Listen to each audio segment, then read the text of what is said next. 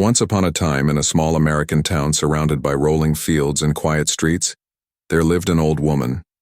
Her hair was silver, her face lined with gentle wrinkles, but her eyes shone with warmth and kindness. Though she lived alone in a little cottage near the big oak tree on Main Street, she was never bitter.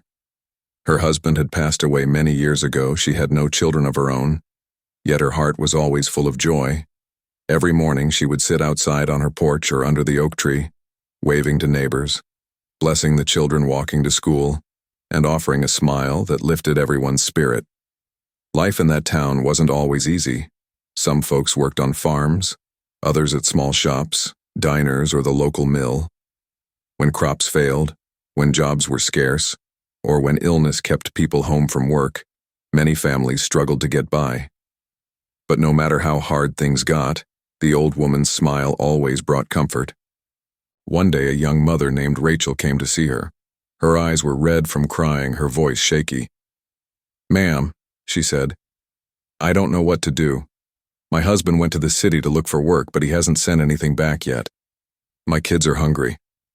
I'm so scared." The old woman gently took her hand. "My dear, tell me, what do you think will happen?" Rachel shook her head. "I can't stop thinking the worst. What if he never finds a job? What if he forgets about us? What if we're left with nothing?"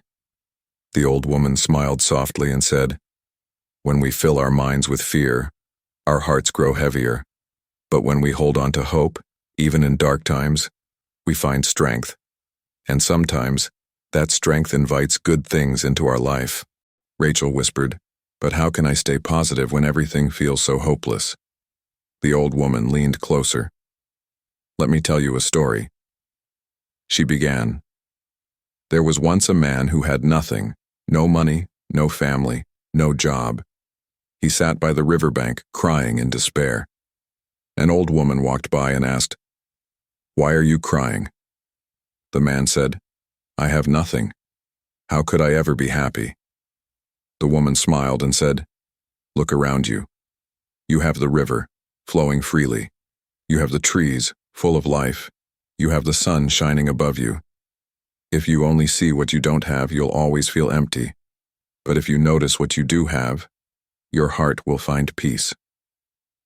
The man listened. Slowly, he stopped crying. He began to see beauty in the world around him, and from that day his life began to change. Not because money or luck suddenly appeared, but because he changed the way he thought. The old woman looked into Rachel's eyes. "You see, my dear, the man's life didn't change because of magic. It changed because he changed his mindset. Positive thoughts don't erase problems, but they give us courage to face them." Rachel asked softly, "Do you really think positive thinking could change my life?" The old woman nodded. "Yes. Each morning tell yourself, 'Today will be a good day.' When you do, your heart will feel lighter, your hands will work steadier, and your hope will grow stronger. With that hope, you can care for your children while waiting for your husband with courage." Rachel wiped her tears and whispered, "I'll try." From that day on, she repeated those words every morning. "Today will be a good day."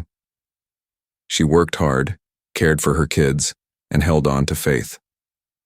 A few weeks later, a letter arrived. Her husband had found a job in the city, and money was on the way. Rachel's eyes filled with joy as she ran to the old woman's porch. "You were right. He found work."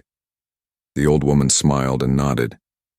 "My dear, when we think positively, we invite strength, and strength helps us overcome life's trials." Soon word spread through the town. One by one, neighbors came to the old woman for guidance, and each time she gave the same advice: "Think good thoughts and good will follow."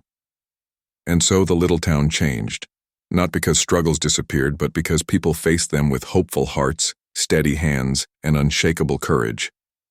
The old woman had given them the greatest gift of all, the gift of positive thinking.